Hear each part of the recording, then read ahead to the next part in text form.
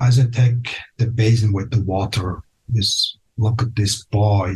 He is only 7 years old. He was very shy. He never had such intimate experience of care and love. Welcome to the AsiaLink podcast. I'm your host, Jim Gourlay. AsiaLink exists to share the gospel of Christ with the unreached of Asia. We do this by supporting, training, and encouraging Asian believers to share the gospel within their own cultures. This is episode 17. In this episode, I talk to our partner in Mongolia about the Winter Kits project. You've been away, and I'm assuming you've been away doing something to do with the Winter Kits distribution. Yeah, I was on the road almost 3 weeks now.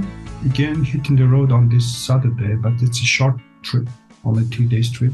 So Mongolia is such a vast country. It takes us, if you want to drive around, at least it would take you around. And we, on the road, have to spend at least 2 days, 40 hours.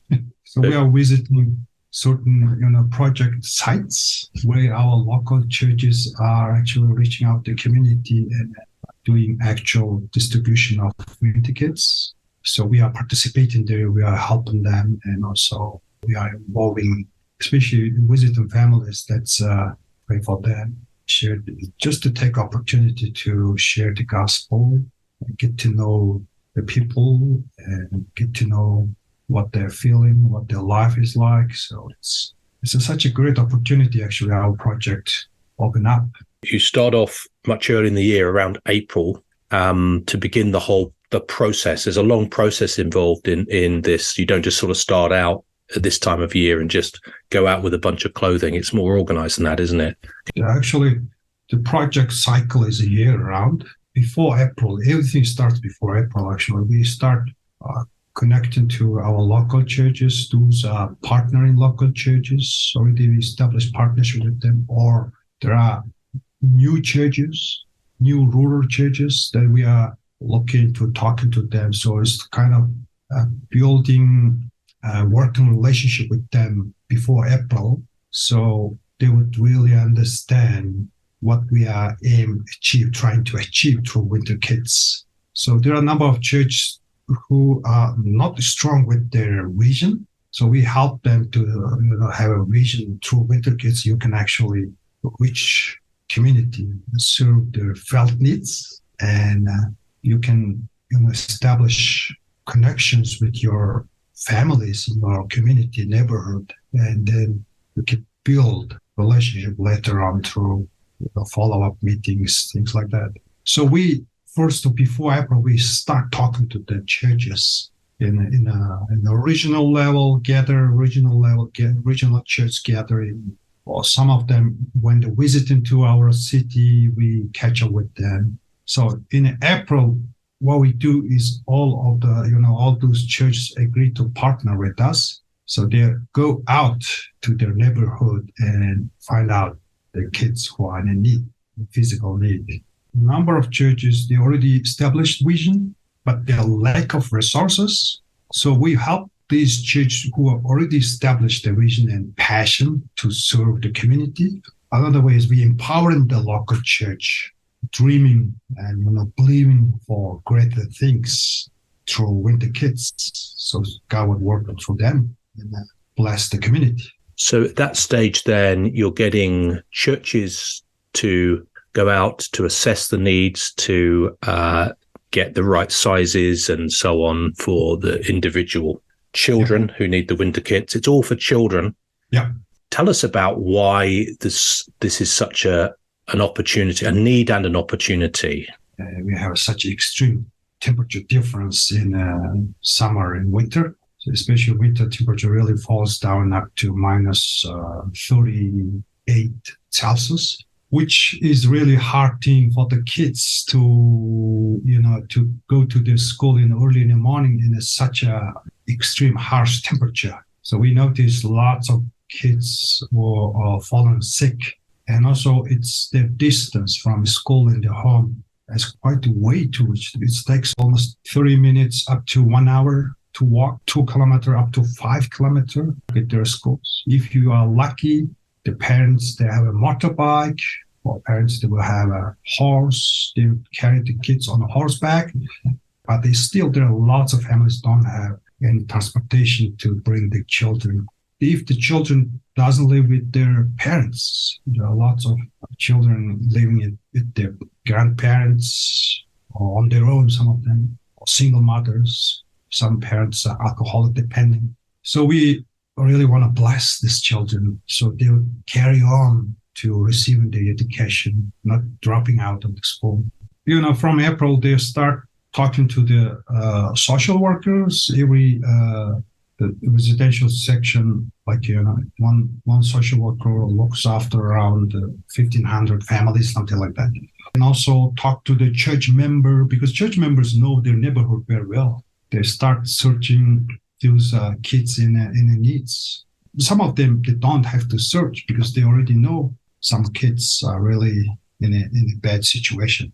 So they physically visit the family.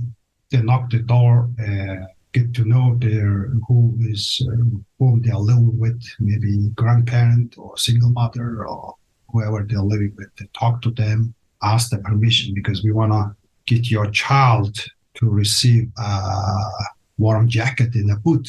So if they're happy, we take a measure of their height and foot size and just what gender they are in. Even though you are taking measure in April, in the actual event, when they start receiving the jacket, they actually grow so quickly, some kids.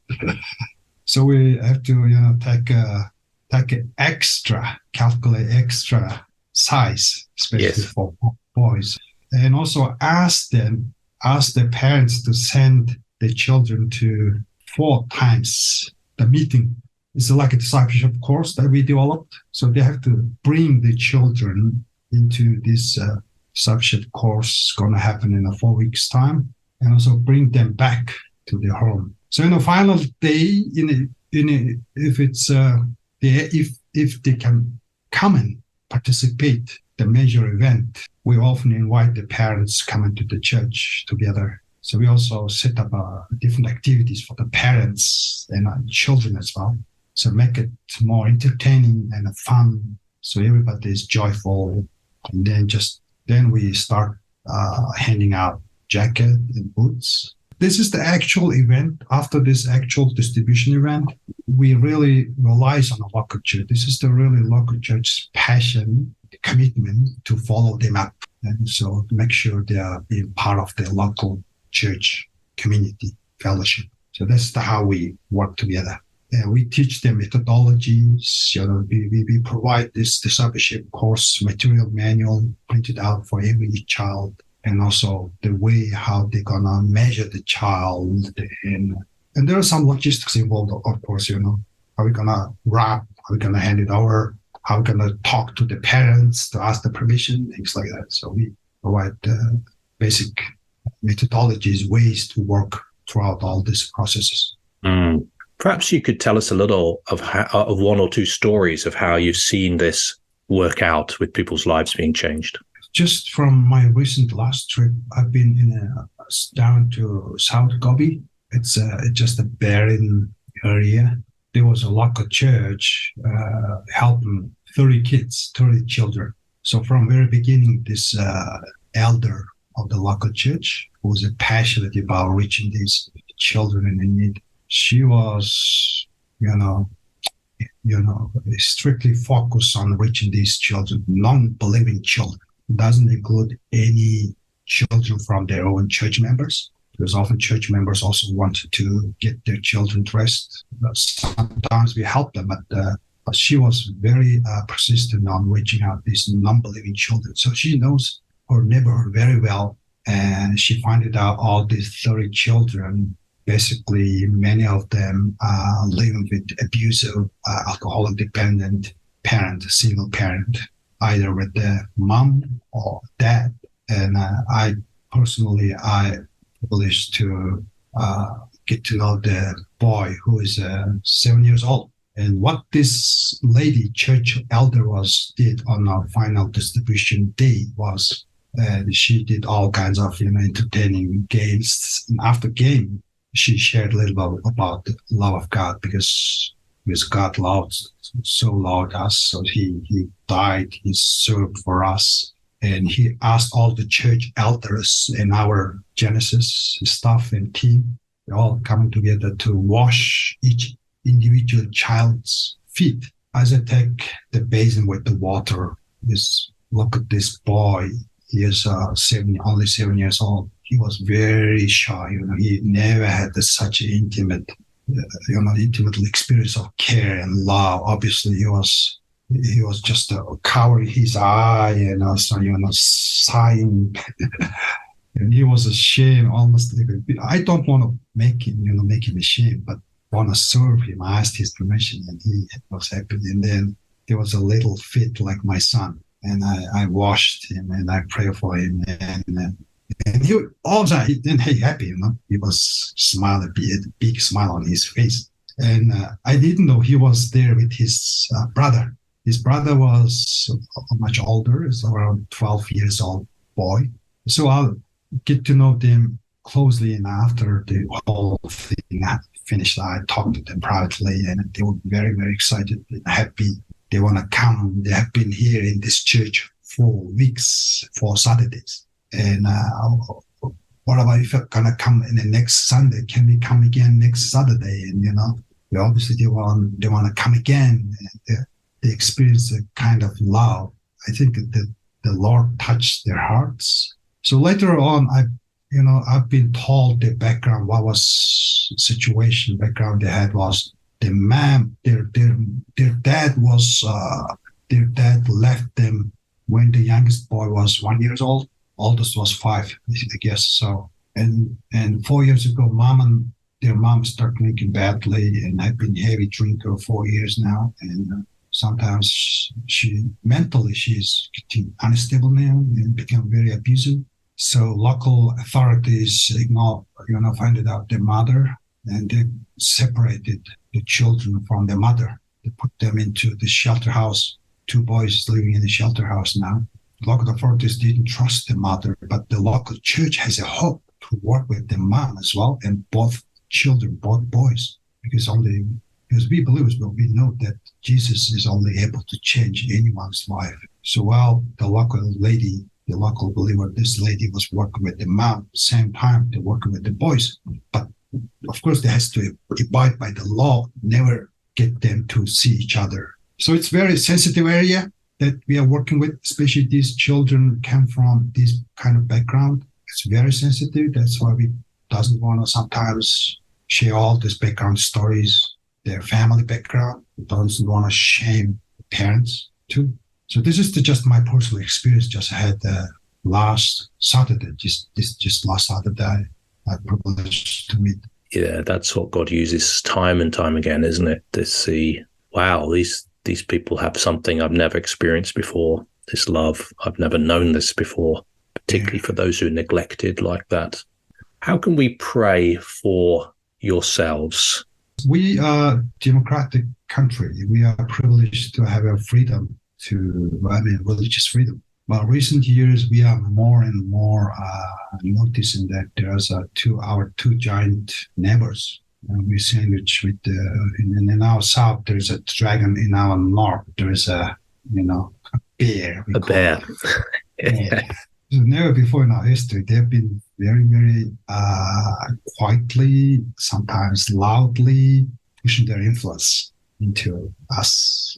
So we have to make most of our time while there is opportunity to share the gospel, because almost 90% of our population are non-Christians. So church need to rise up, not to become a politicized, maybe polarized with the politics. Really focus on the gospel and disciple making. So church really needs to raise up the leadership with the passion and vision, with the boldness to proclaim gospel, and the strategy to, because technology is advantage given to us such a information spreads so faster through technology. So, the church has been here a very short time, right? It's only 30 years of history. So before 1990, we didn't have any Christian church or no Bible. We just received 15 years ago, the whole Bible being translated. So it doesn't have a Christian heritage. But now it seems like that after 30 years, almost now we are into almost 33 years, since the gospel came in. So it's like a first generation of Christian leaders growing older. I mean, physically, no longer functioning as the situation demands. So we need to have a younger generation of leaders rise up, take a baton and run the race. Because everything, falls under or rises under leadership. That's what I believe. So that's why I think as leadership is really important. Thank you for your time, and appreciate that, and bless you, and hope to see you again. Yeah, thank you, Jim. Yeah, nice to meet you. God bless you. Yeah, nice to meet you. Bye-bye. Bye. Thank you for listening to the AsiaLink podcast. Don't forget to subscribe and share with friends. If you like this podcast, please leave us a 5-star review and join us again next time.